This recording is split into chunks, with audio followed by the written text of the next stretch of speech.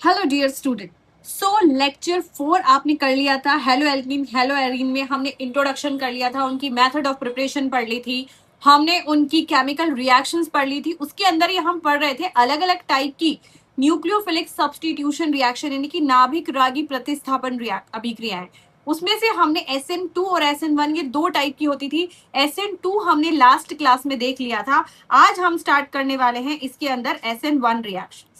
Okay तो SN1 reaction के अंदर अगर अपन देखें तो यहाँ पर इसका नाम हो जाएगा एक आणविक नाभिक रागी प्रतिस्थापन। मतलब इसके अंदर एक सिंगल एटम होता है, इसको सब्स्टिट्यूशन न्यूक्लियोफिलिक यानी कि एक ही अणु होता है इसके अंदर। और मतलब आपको वहां पे अपने द्वि अणु देखे थे SN2, यहाँ पर एक सिंगल की बात करेंगे तो इसे एकाण्विक नाभिक रागी प्रतिस्थापन कहते हैं।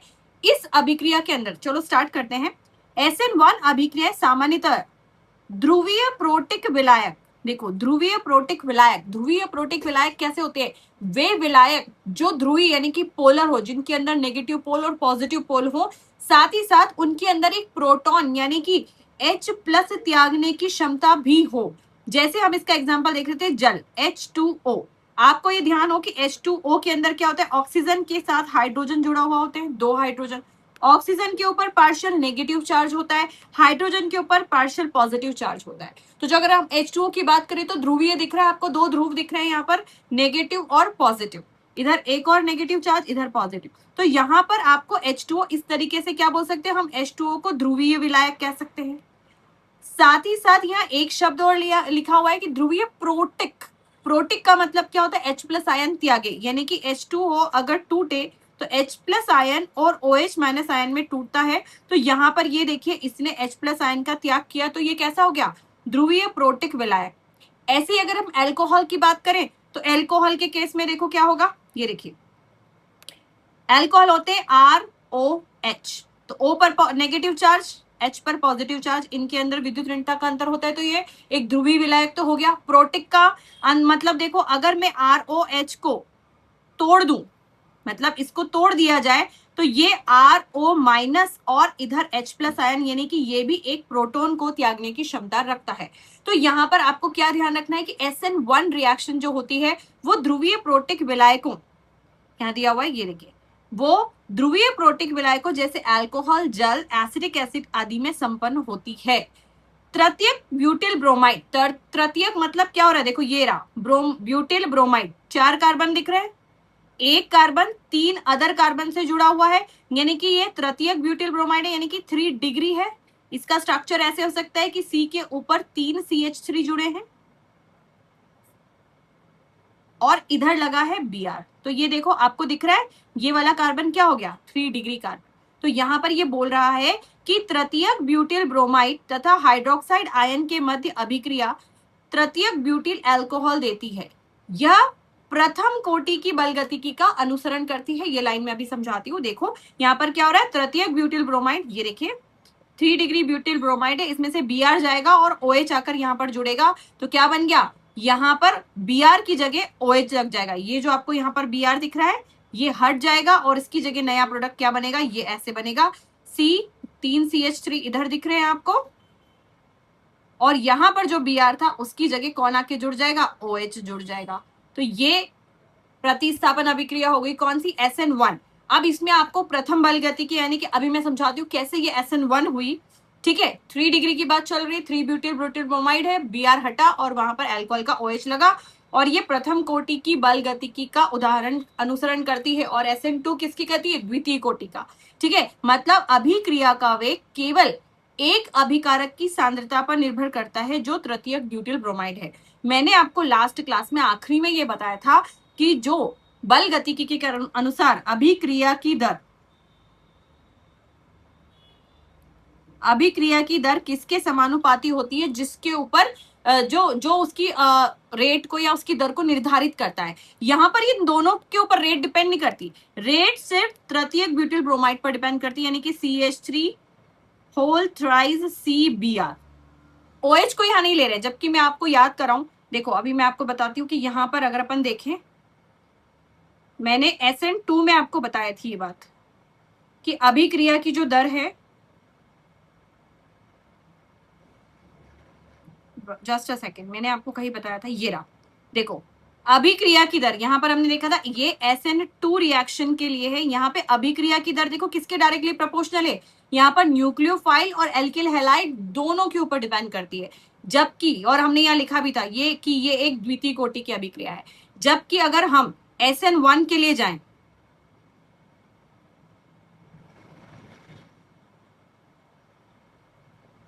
जबकि हम SN1 के लिए जाएं, ये SN1 की बात कर रहे हैं, यहां पर जो अभिक्रिया की दर है वो सिर्फ एल्किल हैलाइड पर ही डिपेंड करती है और 1 डिग्री यानी कि 1 डिग्री यानी कि प्रथम कोटि में पे ये डिपेंड करती है।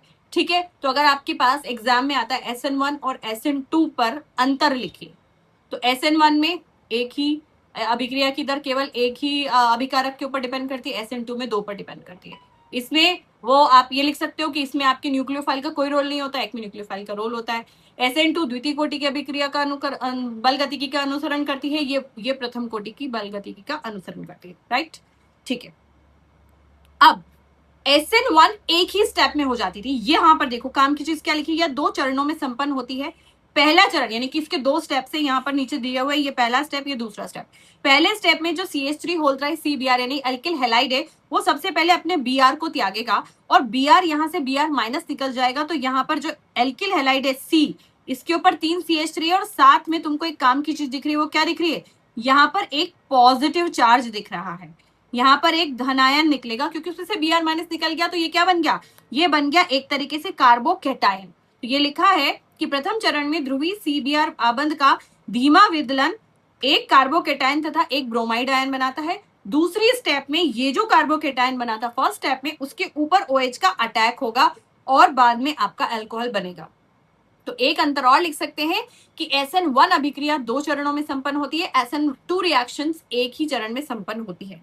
ठीक है, तो यहाँ पर 2 स्टेप हुए, पहले Br गया, कार्बोकेटायन बना, दूसरे स्टेप के अंदर क्या बना कि कार्बोकेटायन के ऊपर OH माइनस आयन ने अटैक किया। यहाँ पर जो सबसे बड़ा खेल है इस कार्बोकेटायन का है। ठीक है, अब देखते हैं पहला चरण जो स्टेप 1 है वो स्लो होता है और रिवर्सिबल होता है। देखो दोनों के अंदर एरो अलग अलग लगे हैं, पहले चरण में डबल हेडेड एरो लगा है और सेकेंड चरण में सिंगल हेडेड एरो लगा है। तो पहला चरण सबसे धीमा होता है परंतु उत्क्रमणी यानी कि रिवर्सिबल होता है। इसमें CBr बंध का टूटना, विदलन यानी टूटना होता है, यानी कि यहाँ पे C और Br बंध के बीच का बंध टूटेगा, जिसके लिए प्रोटिक विलायकों के प्रोटोन द्वारा, अभी हमने देखा था कि ध्रुवीय प्रोटिक विलायक इसके अंदर है, तो उसका जो प्रोटोन है वो उस हैलाइड आयन के विलायक योजन से प्राप्त होती है, मतलब वो H+ आयन जो है जो प्रोटिक विलायक दे रहा है वो उसे तोड़ देता है। क्योंकि अभिक्रिया की चरण सबसे धीमे चरण पर निर्भर करती है, इसीलिए अभिक्रिया का वेग केवल एल्किल हैलाइड की सांद्रता पर निर्भर करता है। जो मैंने अभी आपको बताया ना कि ये कि अभिक्रिया की दर केवल एल्किल हैलाइड की सांद्रता पर ही निर्भर करती है, ना कि हाइड्रोक्साइड आयन की सांद्रता पर। अब सबसे बड़ा इंपॉर्टेंट चीज कि जो कार्बोकेटायन बना उसका स्थायित्व जितना अधिक होगा, एल्किल हैलाइड से उसको बनाना उतना ही आसान होगा और अभिक्रिया उतनी ही फास्ट यानी कि उसका वेग उतना ही अधिक होगा। तो आपको ये ध्यान रखना है कि इस पूरी SN1 रिएक्शन के अंदर जितनी भी कॉम्पिटिटिव एग्जाम आएगी, आपकी नीट आई, JEI जो भी आई, आपको SN1 ऐसे क्वेश्चन आते हैं कि इनमें से कौन ज्यादा अच्छे से SN1 रिएक्शन देता है, क्या बनेगा। तो आपको ध्यान रखना है कि कार्बोकेटायन का स्थायित्व आपके लिए सबसे ज्यादा जरूरी है। क्लास 11th NCERT में आपको बहुत अच्छे से पढ़ाया गया था कि कार्बोकेटायन का स्थायित्व किस तरीके से या किन किन फैक्टर्स पे निर्भर करता है। तो आपका काम है कि जाइए और एक बार रिवाइज भी कर लीजिए। ठीक है, अब देखते हैं कार्बोकेटायन के स्थायित्व की मैं बात कर देती हूँ। यहाँ पर दिया ही हुआ है कार्बोकेटायन के स्थायित्व को। आप अगर जो बच्चे को नहीं भी आता है ना तो आप लिख सकते हो कार्बोकेटायन का स्थायित्व। कार्बोकेटायन का स्थायित्व हमेशा ये होगा, 3 डिग्री का स्थायित्व ज्यादा होगा, 2 डिग्री का कम, उससे ज्यादा कम 1 डिग्री का। ठीक है, और जो है आपका सिंपल CH3X हो गया। ठीक है, तो यहाँ पर देखें, यहाँ वैसे दिया भी हुआ है, तो आप लोग ये अपनी नोटबुक में नोट कर लें कि कार्बोकेटायन का जो स्थायित्व है उसमें 3 डिग्री सबसे ज्यादा स्थायित्व है। अब 3 डिग्री का स्थायित्व ज्यादा है तो जहां ज्यादा स्थायित्व होगा वहां पे SN1 भी बहुत ज्यादा होगी। तो देखो अगर अपन अब यहाँ पर देखते हैं, एल्किल हैलाइडों में 3 डिग्री एल्किल हैलाइड सबसे तेजी से SN1 देंगे। क्यों? क्योंकि इसका 3 डिग्री का कार्बोकेटायन ज्यादा स्थायित्व है, इसलिए 3 डिग्री सबसे फास्ट SN1 देंगे। और हमने जब SN2 देखा था तो मैंने आपको बताया था कि 3 डिग्री सबसे स्लो SN2 देता है। तो ये भी एक बहुत बड़ा अंतर हो गया। अगर आपको अंतर लिखने में आया कि SN दोनों का ऑर्डर उल्टा है, वो यहाँ नीचे आपको दिया हुआ है, अभी दिखा देते हैं। क्योंकि 3 डिग्री का कार्बोकेटायन का स्थायित्व सबसे अधिक होता है, हम SN2 तथा SN1 अभिक्रिया के लिए एल्किल हैलाइड की क्रियाशीलता के क्रम को शॉर्ट में देख सकते हैं। देखो यहाँ पे शॉर्ट में आपको एरो दिया हुआ है, इसको याद कर लो, आपका काम हो जाएगा। SN देखो, ये तृतीयक हैलाइड, मतलब ये दिया हुआ है आपको 3 डिग्री, द्वितीयक 2 डिग्री, ये 1 डिग्री और CH3X। क्योंकि 3 डिग्री का स्थायित्व तो अधिक है, तो देखो SN1 का एरो किधर की तरफ है, तृतीयक की तरफ, यानी कि 3 डिग्री सबसे फास्ट SN1 रिएक्शन देगा। और इसका उल्टा किधर हो जाएगा, SN2 की तरफ, यानी कि SN2 में 3 डिग्री सबसे स्लो है और प्राथमिक और CH3X सबसे फास्ट रिएक्शन देगा। तो SN1 SN2 एक दूसरे के ऑपोजिट होंगे। ठीक है, आगे बढ़ते हैं। इन्हीं कारणों से एलिलिक बेंजिलिक एनिलिक तथा बेंजिलिक हैलाइड SN1 अभिक्रिया के प्रति अधिक क्रियाशीलता प्रदर्शित करते हैं। इस प्रकार निर्मित कार्बोकेटायन अनुनाद के द्वारा स्थायित्व प्रदान प्राप्त कर लेता है। यहाँ पर क्या होता है कि कोई कार्बोकेटायन बन गया, पर वहां पर रेजोनेंस मतलब अपने बॉन्ड्स को या इलेक्ट्रॉन्स को डीलोकेलाइज यानी कि एक जगह से दूसरी जगह स्थानांतरित करके अगर उसको स्थायित्व मिल रहा है तो कार्बोकेटायन अपने आप को चेंज भी कर लेता है, अनुनाद भी दिखाता है। देखो कैसे, देखो आपको यहाँ पर एक दे रखा है, ये कार्बोकेटायन दे रखा है CH2 double bond CH single bond CH2, इसके ऊपर क्या है, पॉजिटिव चार्ज। अब ये चाहे तो ये जो पाई इलेक्ट्रॉन है ये इधर जाकर के ये डबल बॉन्ड इधर भी आ सकता है। तो ये देखो इन दोनों ने क्या दिखाया, अनुनाद। तो इसकी 2 अनुनादी स्ट्रक्चर्स बन सकती है। जो ज्यादा स्थायी होगी वहीं पर जाकर के न्यूक्लियोफाइल अटैक करेगा। ठीक है, अब देखो यहाँ पर जैसे कि आपको बेंजिलिक, आपको एक तरीके से कार्बोकेटायन मिला, यहाँ पर ये पाई इलेक्ट्रॉन्स यहाँ पर मूव हुए तो यहाँ पर डबल बॉन्ड आ गया और उसकी जगह यहाँ से पाई बॉन्ड हटा तो यहाँ पर एक पॉजिटिव चार्ज आ गया। ठीक है, फिर ये पॉजिटिव चार्ज ये पूरी रिंग में अनुनाद दिखाएगा। अब की बार ये पाई इलेक्ट्रॉन इधर गए तो पॉजिटिव चार्ज कहाँ आ जाएगा, इस जगह पे आ जाएगा। देखो ये आ गया और इस जगह डबल बॉन्ड आ गया। फिर ये वाला अनुनाद दिखाएगा, इस तरीके से ये अनुनाद दिखाएंगे। जो ऊपर दोनों चीजें हैं, दोनों क्रियाविधियों में दिए हुए एल्किल समूह के लिए हैलाइड यानी कि RX की क्रियाशीलता का क्रम क्या होता है। अब आपको अनुनादी संरचना तो दिख गई, पर आपका कौन सा हैलाइड सबसे फास्ट रिएक्शन करेगा, तो ये याद रखना कि हमेशा आयोडीन वाला मतलब एल्काइल आयोडाइड्स जो होंगे वो ज्यादा फास्ट रिएक्शन करेंगे, फिर Br then Cl then F। तो एल्काइल हैलाइड की क्रियाशीलता का क्रम भी आपको यहाँ पर दिया हुआ है। अब देखिए यहाँ पर आपको एक क्वेश्चन दिया हुआ है, एक उदाहरण मतलब सॉल्यूशन है, सॉल्व्ड एग्जांपल है। यहाँ पर इन्होंने बोला है कि निम्नलिखित हैलोजन यौगिकों का जो ग्रुप दिया हुआ है उसमें से कौन SN2 सबसे फास्ट देगा। तो आपको मैंने क्या बताया, SN2 कौन सबसे फास्ट देगा, 1 डिग्री, फिर 1 डिग्री फास्ट देगा, 2 डिग्री फास्ट देगा, उसके बाद 3 डिग्री सबसे स्लो, या फिर CH3X। ठीक है, अब यहाँ देखो इन दोनों के केस में अगर आप ध्यान से देखो तो ये कैसा है, ये वाला कार्बन ध्यान से देखिए, इसके अंदर जो कार्बन है ये कितनी जगह से जुड़ा है, 2 से, तो ये आपको 2 डिग्री दिख रहा है और ये आपको कैसा दिख रहा है, 1 डिग्री हैलाइड। तो आप तुरंत बता दोगे कि ये ज्यादा फास्ट रिएक्शन देगा। देखो ये आंसर भी दिया हुआ है कि CH3Cl ये एक प्राथमिक हैलाइड है, अतः SN2 अभिक्रिया तीव्रता से देगा।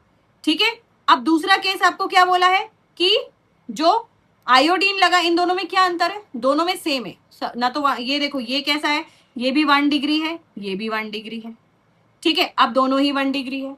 तो आप क्या करेंगे, क्या चेंज दिख रहा है आपको, ये चेंज दिख रहा है कि यहाँ पर आयोडीन लगा है और यहाँ पर क्लोरीन लगा है। आपको यहाँ ऊपर उसने बताया है कि जहाँ आयोडीन वाला है वो ज्यादा फास्ट रिएक्शन देता है, तो आप देख लो कि ये वाला फास्ट रिएक्शन देगा, यानी कि बड़े आकार के कारण आयोडीन बेहतर लीविंग ग्रुप है, अतः इसे न्यूक्लियोफाइल की प्रेजेंस में ही सबसे तेजी से निकल जाएगा। समझ में आ गया। तो यहाँ पर ये क्वेश्चन आपको आसानी से आ गया होगा, एग्जाम में आता है तो आप ऐसे सॉल्व भी कर सकते हैं। फिर ऐसे ही आपको नीचे भी एक क्वेश्चन दिया है, SN1 SN2 के लिए कंपैरिजन दिया है। प्लीज ट्राई करना, आप लोग नहीं आता है तो मैं आपको बताऊंगी। ठीक है, तो ये आपको पूरा एक क्वेश्चन दिया हुआ है, आप ट्राई करना। अब इसके बाद हमें इंपॉर्टेंट चीज क्या देखनी है कि जब भी न्यूक्लियोफिलिक सब्स्टिट्यूशन यानी कि SN1 SN2 कोई सी भी रिएक्शन होती है तो 3D का एक रोल होता है। 3D मतलब मैंने आपको वेज और डैश वाले फॉर्मूलाज बताए थे, वो वाला पहलू अपने को, रासायनिक पहलू उसके देखने हैं, देख लेते हैं। ठीक है, नाभिक रागी प्रतिस्थापन अभिक्रियाओं के त्रिविम रासायनिक पहलू को समझने के लिए हमें कुछ इंपॉर्टेंट त्रिविम रासायनिक सिद्धांतों का प्रतीकों सिद्धांतों तथा प्रतीकों जैसे ध्रुवण घूर्णकता, ऑप्टिकल रोटेशन, इसको इंग्लिश में कहते हैं ऑप्टिकल रोटेशन। ऑप्टिकल रोटेशन क्या होती है? जैसे कोई मॉलिक्यूल है और उस मॉलिक्यूल को के ऊपर कोई लाइट डाली तो वो अपनी पोजीशन से रोटेट कर लेता है। जब वो रोटेट करता है तो 3D में उसका कॉन्फ़िगरेशन बदल चुका होता है, तो जब उसके ऊपर लाइट पड़ती है तो वो अपना चेंज कर लेता है। जैसे मैंने आपको उस दिन दिखाया था कि वेज आपको दिख रहा था, फिर डैश नहीं दिख रहा था, ऐसे करके 3D में वो घूम जाता है। एक टर्म आती कायरलता, ठीक है, एक धारण, एक प्रतिलोमन और एक रेसिमीकरण। ये आपके पास 4-5 इंपॉर्टेंट टर्म्स आती हैं जिनको अपने को पहले सीखना होगा, ठीक है। सबसे पहले देखते हैं ध्रुवण घूर्णकता यानी कि ऑप्टिकल रोटेशन। कुछ यौगिकों को विलयन में से समतल ध्रुवित प्रकाश गुजारे जाने पर इस प्रकाश के तल को घूर्णित कर देते हैं, मतलब घुमा देते हैं। इस प्रकार के यौगिकों को, आप इसको अंडरलाइन कर लेना, कभी डेफिनेशन में आ सकता है कि यौगिकों को विलयन में से समतल ध्रुवित प्रकाश गुजारे जाने पर यह प्रकाश के तल को घूर्णित कर देते हैं। इस प्रकार के यौगिकों को ध्रुवण घूर्णित यौगिक यानी कि ऑप्टिकल आइसोमर्स या ऑप्टिकल रोटेटिंग कंपाउंड्स कहा जाता है।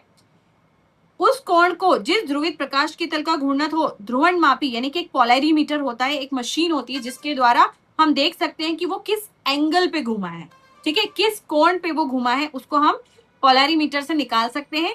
यदि यौगिक समतल ध्रुवित प्रकाश के तल को दाईं ओर घुमा देता है तो हम उसे डी रूप कहते हैं, और अगर उसे प्लस से बताते हैं, और अगर वो बाईं ओर घूमे तो हम उसे क्या कहते हैं? एल, ठीक है। एक एग्जाम्पल से समझ लेते हैं इसको। जैसे कार्बन है, यहां पर इधर ये 4 चीजें लगी हुई है, ठीक है, इसके 4 ग्रुप लगे हुए हैं इसके ऊपर, माना कि ये ए है, ये बी है, ये सी है और ये डी है, ठीक है। अब अगर हमने इसके ऊपर लाइट डाली और इसने अपने आप को घुमा लिया किसी भी एंगल से, सपोज इसको 180 डिग्री पर घुमा दिया, तो जब आप इसे घुमाओगे तो सी क्या, ए और सी की जगह चेंज नहीं हुई, मतलब आपने 4 ग्रुप बनाए, ए बी सी डी, ए और सी तो अपनी ही जगह है।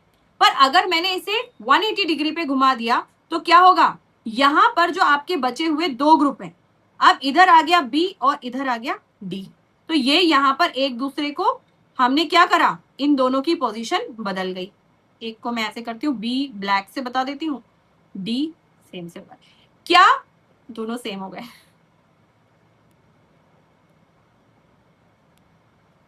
तो इधर आ गया, आपने घुमाया इसको तो डी इधर आ गया और बी इधर आ गया, तो आपका क्या हुआ? मॉलिक्यूल चेंज हो गया, उसकी पोजीशन चेंज हो गई। एक, अगर आपने दाईं ओर घुमाया तो हमने उसको डी बोला और उसे प्लस से बताए, अगर हमने उसे बाईं ओर घुमाया तो हम उसे एल से बताते हैं, यानी कि लेफ्ट साइड बताते हैं, और उसे माइनस से बताते हैं। जो पॉजिटिव यानी कि जो सीधा घूमता है, आपने मतलब किसी चीज को देखा होगा, आपके स्कूल में भी आपको कराया होगा कि बाएं मुड़ और दाएं मुड़, अगर आप दाएं की तरफ मुड़ रहे हो तो डी आएगा, प्लस आएगा, और दाएं की तरफ मुड़ रहे हो तो उसको आप प्लस से बताओगे, यानी कि और जो बाएं की तरफ मुड़ रहे हो उसको आप लेफ्ट यानी कि माइनस से बताओगे, ठीक है। तो इस तरह की प्रति घटना को, अब देखो, एक समावयवता आपने पढ़ी थी क्लास 11th में, समावयवता की परिभाषा मैंने आपको बताई भी है। क्या होता है समावयवता? कि जब एक यौगिक जिसका अणु सूत्र समान हो परंतु संरचना अलग अलग हो, तो वो हो जाएंगे संरचनात्मक समावयवी। वहीं आपको एक ध्रुवण ऑप्टिकल आइसोमर्स भी बताए थे, यानी कि ध्रुवण समावयवता। तो यहाँ पर क्या हुआ? क्या दोनों का फॉर्मूला बदला? नहीं। क्या इन दोनों कंपाउंड्स का स्ट्रक्चर बदला? स्ट्रक्चर में मतलब आपका कॉम्पोजिशन नहीं बदला, ABCD तो अभी भी है, पर क्या बदला? उन दोनों का 3D में ओरिएंटेशन बदल गया। एक इधर की तरफ घूम के खड़ा है, एक इधर की तरफ घूम के खड़ा है, तो दोनों कंपाउंड, एक डी हो गया, एक एल हो गया, पर दोनों का अणुसूत्र समान है, तो दोनों समावयवी कहलाए। और इस प्रकार की समावयवता को ध्रुवण समावयवता कहा जाता है, कि वे यौगिक जिनका अणुसूत्र समान हो, परंतु जब उस पर ध्रुवित या प्रकाश डाला जाता है, यानी कि ऑप्टिकल लाइट उसके ऊपर डाली जाती है, तो वो अपना 3D में एक नया संरचना बना के देते हैं, और वो दोनों कंपाउंड आपस में एक दूसरे के ध्रुवण समावयवी होते हैं। एक डी होता है और एक एल होता है, ठीक है। अगली बात करते हैं आणविक असम्मिता, कायरलता और प्रतिबिंब, ठीक है। प्रतिबिंब तो मैंने आपको दर्पण प्रतिबिंब बताए थे ना, वैसे ही होता है। लुईस पाश्चर के प्रेक्षण ने आधुनिक त्रिविम रसायन की आधारशिला रखी है कि कुछ यौगिकों के क्रिस्टल दर्पण प्रतिबिंब के रूप में पाए जाते हैं, मिरर इमेज पाई जाती है। उन्होंने प्रदर्शित किया कि दोनों प्रकार के क्रिस्टलों के समान सांद्रता वाले जली विलयन समान परिमाण किंतु विपरीत दिशा में घूर्णन को प्रदर्शित करते हैं।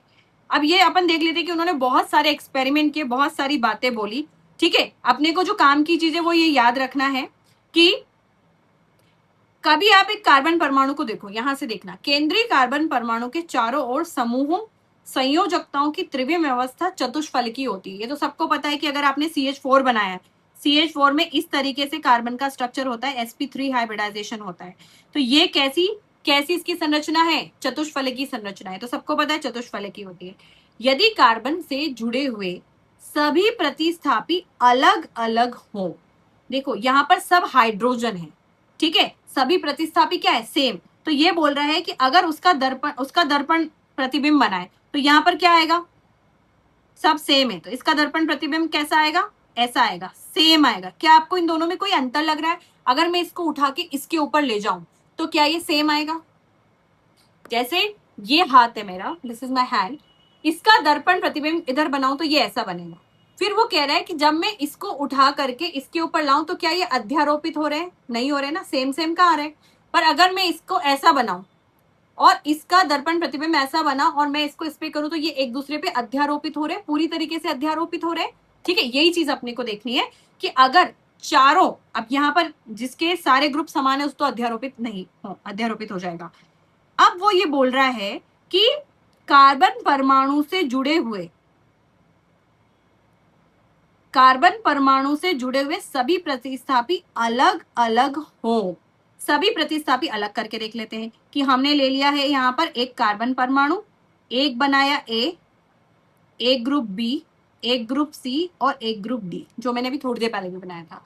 इसका एक दर्पण प्रतिबिंब बनाते हैं।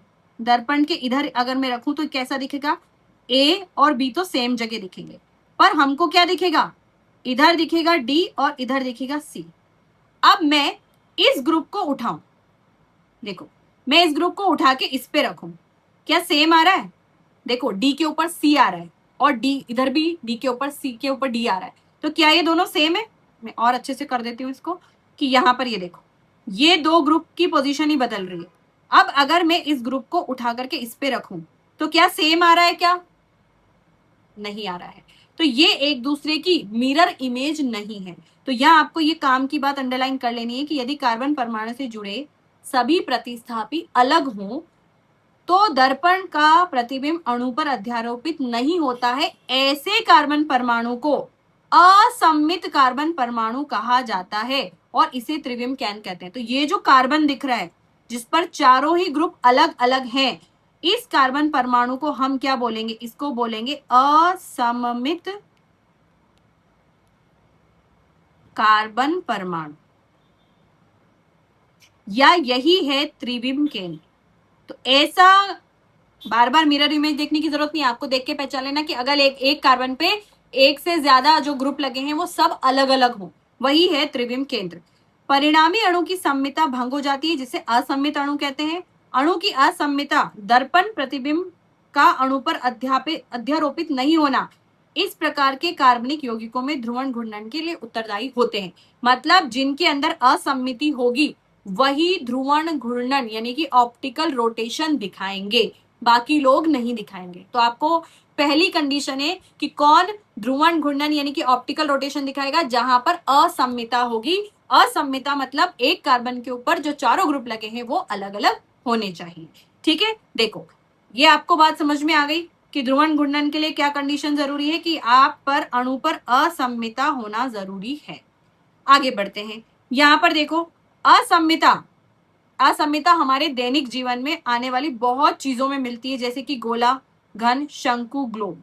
ठीक है, इन सब के अंदर असम्मिता होती है। अगर आप कोई चीज सर्कल ले लेते हो, जैसे यहां पर देखो एक डायग्राम दिया हुआ है लेफ्ट साइड में, आप सबको दिख रहा होगा, यहां पर दो कांच के ग्लास दिख रहे हैं, ये वाले, ये दोनों कांच के ग्लास कैसे दिख रहे हैं, सम्मित दिख रहे हैं। कि आपने एक कांच के ग्लास को उठा के इस पे रखा और दर्पण प्रतिबिंब भी उसका सेम ही आ रहा है, गोला है वो सेम आ रहा है, तो ये एक सम्मित परमाणु है। बट मैंने अभी अपने हैंड्स दिखाए थे, अपने दोनों हैंड्स में सममिता नहीं है। अगर मैं एक हैंड को रखूं तो इसकी जो मिरर इमेज है, ये एक दूसरे का दर्पण प्रतिबिंब है, ये एक दूसरे पर अध्यारोपित नहीं हो रहे हैं। हमारे पैर देख लो, ये एक दूसरे पर अध्यारोपित नहीं हो रहे हैं। ठीक है, तो ये बात आपको समझ में आ गई। तो हम ये देख रहे हैं कि जैसे गोले, घन, शंकु, आपके आसपास जो चीजें हैं आप उनको भी ट्राई करके देखना। इन सबके प्रतिबिंब उनके समान होते हैं और अध्यारोपित किए जा सकते हैं, गोले में, घन में, शंकु, ग्लोब में। पर बहुत सी वस्तुएं आप अपने दर्पण प्रतिबिंब पर अध्यारोपित नहीं होती हैं। जैसे कि कौन अध्यारोपित नहीं होती है? आपका लेफ्ट हैंड आपके राइट हैंड के जैसा दिखता है, पर एक दूसरे को अगर आप रखें तो वो एक दूसरे को नहीं ढकते हैं। ये बात लिखी हुई है, अच्छे से पढ़ लेना। तो वे वस्तुएं, यहां से आप अंडरलाइन करेंगे। अब आइए आपकी परिभाषा। क्या? वे वस्तुएं जो अपने दर्पण प्रतिबिंब पर अध्यारोपित नहीं होती हैं, जैसे अपने दोनों हाथ, उनको कायरल कहलाती हैं तथा इस गुण को कायरलता कहते हैं।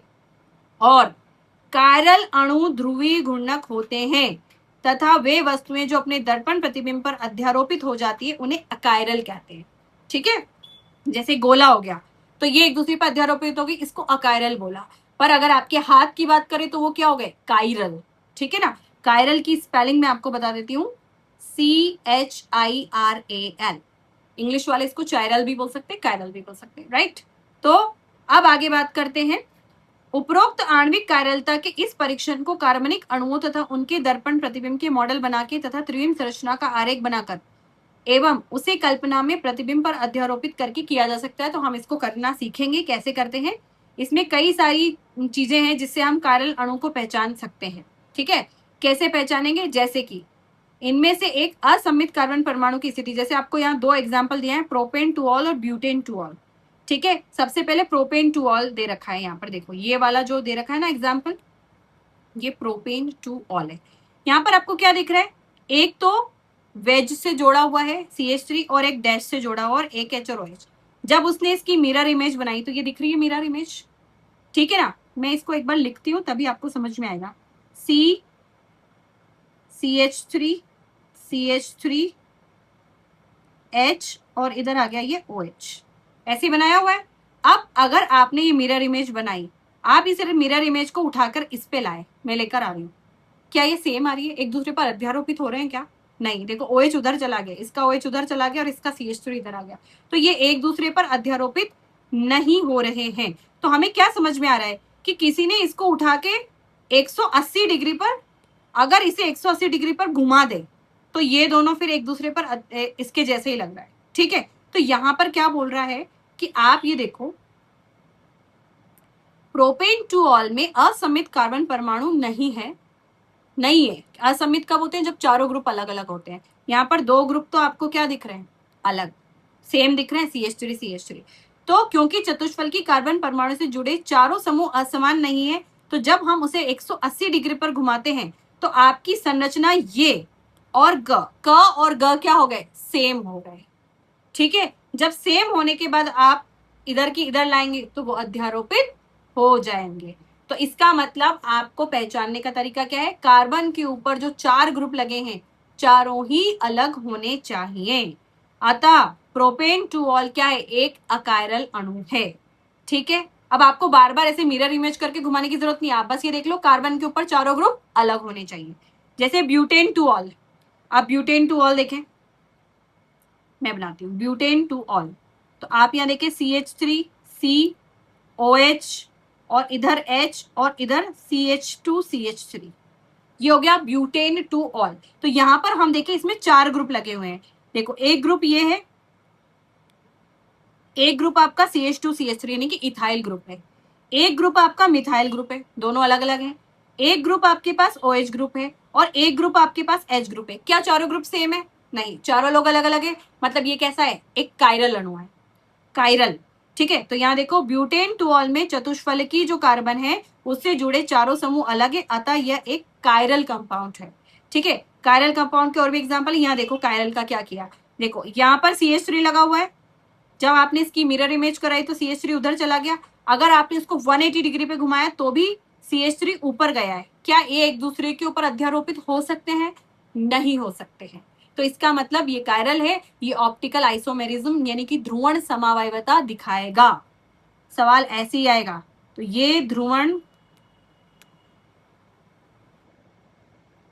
समावयवता दिखाएगा। क्या ये एक कायरल अणु है? यस, ये एक कायरल अणु भी है। क्या ये सममित अणु है? नहीं, ये एक असममित अणु है। ठीक है, यहां तक समझ में आ गया? ठीक है, तो आगे बढ़ते हैं। ओके, तो यहाँ पर देखो एक कायरल अणु, इसके चारों ग्रुप आपको इधर एक डायग्राम बना के दिखाया हुआ है, आप इससे भी देख सकते हैं। तो अब हम अंडरलाइन करते हैं। जिन त्रिवी समावयवों का संबंध परस्पर अध्यारोपित नहीं हो सकने वाले दर्पण प्रतिबिंबों की तरह होता है, उन्हें प्रतिबिंब रूप या एनेंशियोमर कहते हैं। मतलब ये देखो, ये वाला जो कंपाउंड है, आपको दो दिख रहे हैं, ये वाला जो स्ट्रक्चर है, ये दोनों एक ही कंपाउंड के स्ट्रक्चर है, पर एक दूसरे पर अध्यारोपित नहीं होते हैं। तो ये दोनों एक दूसरे के क्या कहलाते हैं? समावयवी भी कहलाएंगे, और ये एक दूसरे के एनेंशियोमर भी कहलाएंगे। ठीक है, इनको एनेंशियोमर भी कहेंगे। जैसे कि घ और च, मतलब ये और ये दोनों आपस में एक दूसरे के क्या हैं? ये दोनों एक दूसरे के एनेंशियोमर हैं। मतलब एक कंपाउंड है जिसकी एक मिरर इमेज बनाई, जैसे मेरा एक हाथ है, इसकी मिरर इमेज बनाई, ये इस पर अध्यारोपित नहीं हो सकते, तो ये दोनों कंपाउंड आपस में क्या हुए? इन दोनों का रिश्ता हुआ, ये दोनों एनेंशियोमर हुए। ओके, ठीक है, तो आगे बढ़ते हैं कि एनेंशियोमर्स के अंदर जो होंगे आपके मिरर इमेजेस, जो प्रतिबिंब रूप है, उनके भौतिक गुण जैसे कि गलनांक, क्वथनांक, अपवर्तनांक सब सेम होंगे, क्योंकि कंपाउंड तो सेम है, अणुसूत्र भी समान है, सिर्फ रोटेशन अलग है। ठीक है, मेरे हाथ में 5 उंगलियां हैं, सब सेम है, सब सेम है दोनों हाथ, बस ये है कि उनका ओरिएंटेशन अलग है, एक लेफ्ट है और एक राइट है। जो काम लेफ्ट कर सकता है वो राइट नहीं कर सकता, क्योंकि इधर इसमें थंब इस साइड है, इसमें थंब इस साइड है। डिफरेंस समझना। ठीक है, इसमें केवल अंतर क्या होगा कि ध्रुवित प्रकाश को घूर्णित करने में काम आता है ये, और एक प्रतिबिंब दक्षिण ध्रुवण गुंडा, मैंने बोला ना एक लेफ्ट है और एक राइट है, तो ये दक्षिण यानी कि प्लस एल जो आपका है वो दक्षिण, मतलब वो क्या होगा? दक्षिण की तरफ घुमाएगा उसको, और एक वाम ध्रुवण घूर्णक होगा। ठीक है, तो ये बात समझ में आ गई होगी। और ध्रुवण घूर्णन के चिन्ह का निरपेक्ष विन्यास से कोई संबंध नहीं होता, ये अभी आपको जरूरत नहीं। अब यहाँ पर आपको एक एग्जाम्पल दिया हुआ है, आप लोग करेंगे कौन कायरल है कौन एकायरल है, मैं एक करके दिखाती हूँ। ठीक है, ये दिख रहा है सेंटर में कार्बन को देखो, उस पर 4 ग्रुप लगे, एक H है, एक OH है, एक Br है और एक CH3 है। क्या चारों सेम है? नहीं, चारों अलग है, मतलब ये एक कायरल का परमाणु, ये कायरल हो गया, मतलब ये कायरल हो गया। इस वाले को चेक करें, कार्बन है, इसके ऊपर ये 2 लोग सेम दिख रहे हैं तुमको, Br Br Br Br, तो ये कैसा हो गया? अकायरल। इसी तरीके से आपको सब देखने हैं। क्या देखो, अब यहाँ पर ये है कि आपको थोड़ा सा अपना दिमाग लगाना है कि यहाँ पर कुछ नहीं लिखा है, यहाँ पर एक कार्बन लिखा है, इसके ऊपर एक ग्रुप OH है, एक H है, एक CH3 है, और ये जो यहाँ पे लाइन आ रही है, आप इस पूरे को एक साथ एक ग्रुप मानेंगे। ये ग्रुप क्या बोलता है? ये CH2, ये CH2, तो एक ग्रुप और क्या लगा है? CH, तो ये पूरा एक ग्रुप मानना है आपको, CH2 CH2 CH3, तो चारों अलग दिख रहे हैं आपको, तो ये हो गया आपका एक, ये हो गया आपका कायरल परमाणु। ठीक है, अब इसमें चेक करना है, देखो यही बात आपको इंपॉर्टेंट है, कैसे चेक करना है? आपका फोकस होना चाहिए इस कार्बन पे। ठीक है, अब बोलोगे मैम इस कार्बन पे ही क्यों, इस पे क्यों नहीं? क्योंकि ये तो CH2 है, तुम्हें नाम दिख ही रहा है, इस कार्बन पर 2 हाइड्रोजन है, दोनों सेम है, तो ये तो कायरल हो ही नहीं सकता। इस कार्बन पे 2 हाइड्रोजन है, दोनों ही सेम है, तो 2 ग्रुप सेम लगे हुए हैं, तो हम उसको कायरल की कैटेगरी में नहीं मानेंगे। अब ये वाला देखो, इस पे 4 लोग जुड़े हुए हैं, क्या?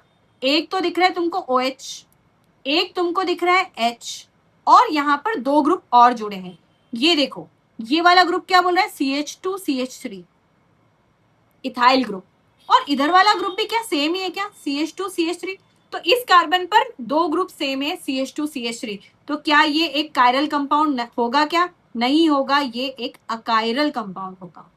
ठीक है, अकायरल कंपाउंड होगा। ऐसे ही आप इस थर्ड वाले को भी कर लेना, तो ये आपकी थोड़ी प्रैक्टिस हो जाए तो आप इसको कर सकते हैं।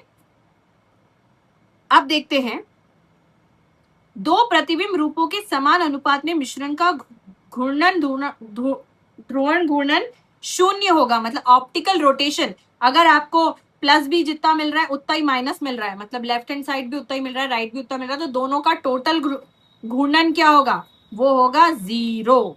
ठीक है, क्यों? क्योंकि एक समावयवी द्वारा उत्पन्न घूर्णन को दूसरा समावयवी निरस्त कर देगा, और इस मिक्सचर को जहां प्लस और माइनस बराबर मिले उसे हम रेसिमिक मिश्रण या रेसिमिक अशांतरण कहते हैं। और हम उसके नाम से आगे, अब प्लस भी है माइनस भी है, हम प्लस को डी बोल रहे थे और माइनस को एल बोल रहे थे, तो हम उसका नाम क्या रखेंगे, उसके नाम के पहले डीएल लगा देंगे, और प्लस माइनस को कैसे लिखेंगे, प्लस के नीचे माइनस लगा के, इस तरीके से हम उसके नाम के आगे लिख देते हैं, और ये एक रेसिमिक मिश्रण कहते हैं। जैसे कि अब आपको दिया ब्यूटेन टू ऑल, तो इसके आपको इस मिश्रण में दोनों चीजें हैं, डी और एल एक साथ है, तो डीएल ब्यूटेन टू ऑल भी लिख सकते हैं, या प्लस माइनस एक साथ भी लिख सकते हैं। और प्रतिबिंब रूप के रेसिमिक मिश्रण में परिवर्तित होने के प्रक्रम को रेसिमीकरण या रेसिमाइजेशन कहते हैं। ठीक है, यानी कि एक मिक्सचर की तरह मिलेगा डी और एल एक साथ, तो उसे हम रेसिमाइजेशन कहते हैं।